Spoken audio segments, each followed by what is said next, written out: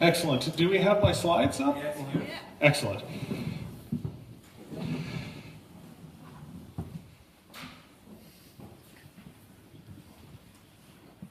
We'll put it in presenter view. Yeah. Awesome, because I have all my notes in that. All right, welcome everyone. My name is Nathan Williams. I am here. I'm Canadian, a Canadian entrepreneur who is living in Berlin.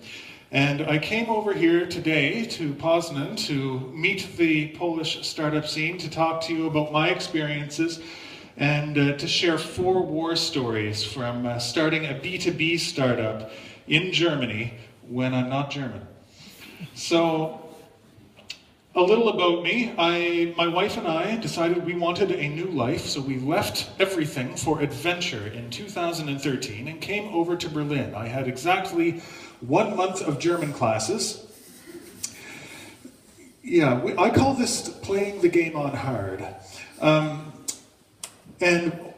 My plan when I first came over was I was going to shake everybody's hand and go to every event until I found work.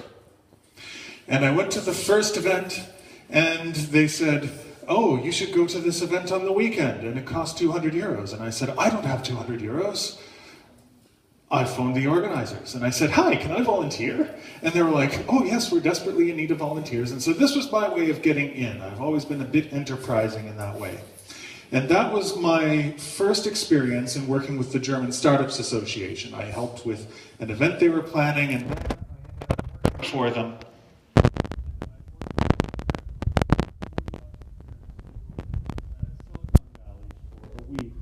The Vice Chancellor of Germany. So I sort of lucked my way into this position. And then, surrounded by entrepreneurs, I ended up starting 2 businesses. Exactly what I probably should have talked to you 2 years ago and gotten the advice to only start one at a time. The first one was called Hinweis, and it's a play on the German word Hinweis, which means advice. It was wise. Get it? Yeah, thank you. And we had an oil company that was that needed help sorting out a lot of messy data. And then I was looking for a new project, and I started my one that I'm going to talk to you about called Subvise. Now, before we get started, I want to know how many of you here already have a startup? A couple of people. Good job. How many of you have a startup idea? Couple of you, okay. How many of you who have a startup idea or a startup are doing a B2B startup or a B2B startup idea? Great, that's very interesting. Now, do any of you already have the startup going for the B2B startup? Yes? Yes, you do. How did you get your first customers? Networking. Did you have them before you started? No. That's okay, good job. I'll tell you why I'm asking in a minute. Now, the thing is, picture 2013, December 2013.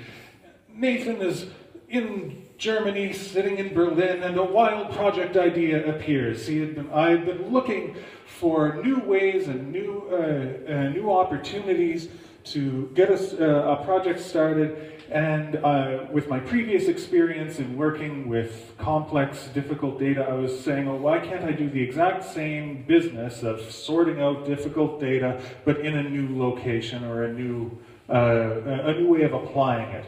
And I was talking with my father, who happens to be a chemical regulations expert, and he tells me, Nathan, it's very interesting what's going on right now. There is a regulation in Europe called REACH. Now, how many of you have heard about REACH before? Wow! There's one in the room. That is not usual. Most people have never heard of this. For the rest of you, REACH is a chemical regulation that came into force in 2007. The old system, you were given a list of chemicals by the government and said, don't use these, they're dangerous. Under REACH, everything is dangerous until a company can prove it is safe. Now, that is a big change, and it affects everyone manufacturing in Europe. Really, and most people are unaware. One person in the room had heard of REACH before. And it's interesting being in Poland because Poland actually has the harshest penalties for not being in compliance, which is one of the, that makes it a wonderful place for me to be. So, yeah, this is a game changer. Most companies really have no idea how much this has affected. There have been over 1,000 chemicals that have either been banned, have had their use restricted, or have come under formal review since 2007. That's going to double by 2018. Every chemical that a company uses must be registered with the European Chemicals Regulations Agency. There are 12,000 chemicals registered already. They estimate 75,000 will be registered by 2018. And with this flood of new data, there has been a lot of changes. We had 500 chemicals change status last month. 500 chemicals changed status. And there were 93 calls for public consultation last year. What that means is that the government asked, hey, how is everyone using these chemicals? And then you can give them advice and say, oh, we're using it this way, and don't ban it, please.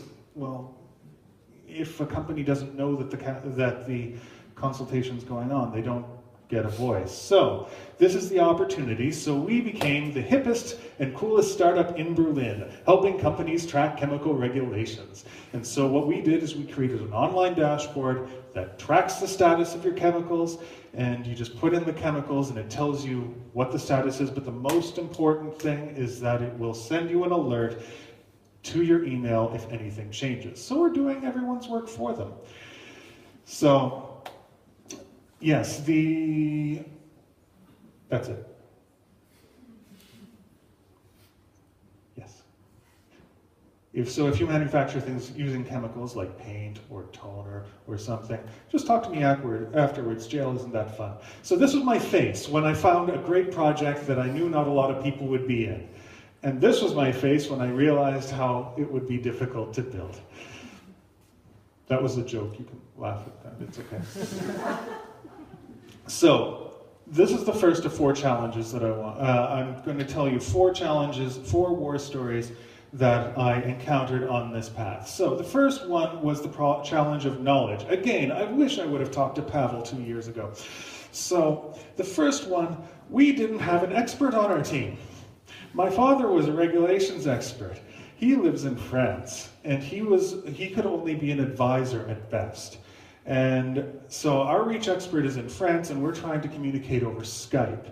And we're trying to design a product that is going to be easy and user-friendly, and it took a lot longer because we were trying to communicate over Skype and over phone and whenever we flew into town. So if you're trying to build a product that requires specialized knowledge, don't do that. What I had to do was become my own reach expert. And I remember going to my first conference in Brussels with a bunch of people. Every one of them had gray hairs.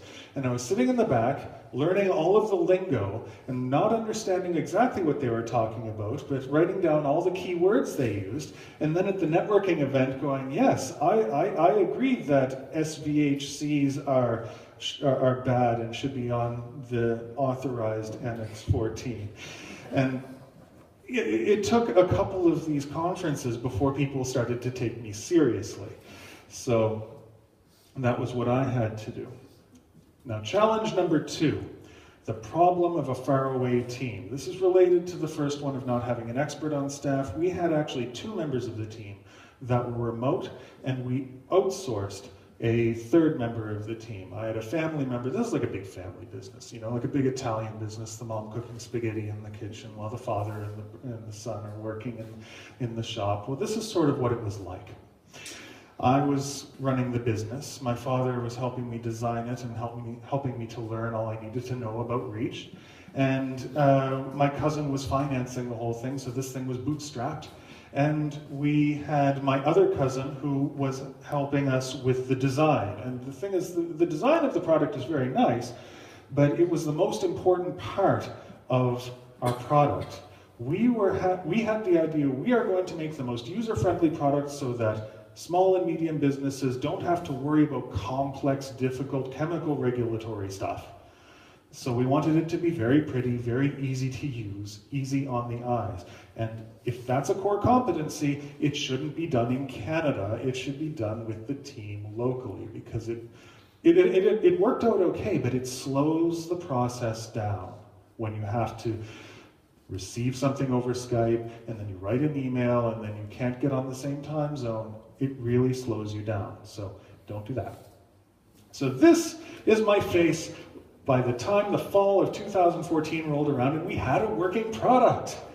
Wait a minute, how do you sell this? It's okay.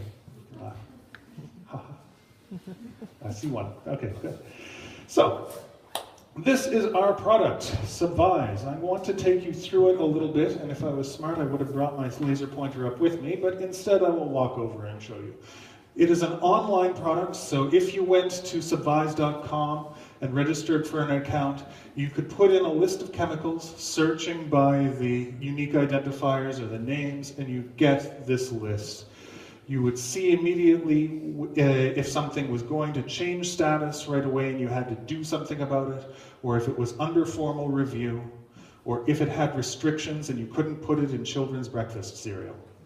So that is what our product does. I don't expect many of you would find it relevant, but if you are manufacturing, say, printer cartridges and you're buying toner powder, ink powder from Taiwan, you'll get a safety data sheet with that ink powder, and it'll have a list of chemicals on it, and you can put them in there, and you'll find out that ink powder has chemicals that are under review for being banned in Europe, and you can know immediately if they come up for public consultation. Isn't that interesting? So, problem number 3, selling this thing, B2B sales. How do you find customers? When I started and got into the selling mode, I realized that I should have talked to customers before I built a product. That product that you saw was after a couple of iterations. Our first product wasn't exactly doing what people wanted it to. I remember going to a conference and talking to a number of people who were asking, what do you do? What does your product do? And I tell them, oh, it's a database with a dashboard that shows all of the statuses of the chemicals. And they said, oh, just sort of like what we're doing. And I said, yeah, but ours sends notifications to your email inbox. I just made that up. It didn't. But then I thought it was a good idea, and I ran home and I talked to some companies and they liked it, so we put it in, and it was the most important part of our product. So if we had done this from the beginning, it would have been a little easier. And the other big problem that we ran into is, who are we targeting? We started out, we're going to target SMEs. And then we talked to some people, they said, no, SMEs don't want to pay. You want to target big companies. And so we tried to sell to big companies, and they took like forever to make decisions. So they said, no. You know, other advisors said, no, you want to sell to consultants. So we tried that, but then all the consultants saw us as competition. And so in the end, we went back to selling to SMEs, which was our original idea. A lot of people have a lot of input to give you, and it's not always relevant. So that was problem 3. Problem 4, I was a Canadian in Germany, and there are pluses and minuses to that. On the plus side, it is easy to stand out. And you want to stand out if you're a startup. You want to take up space, you want people to notice you, you want people to laugh at your jokes, and you want people to like you, you know? And it's easier easier for me to stand out in Europe than it is for me to stand out in Canada.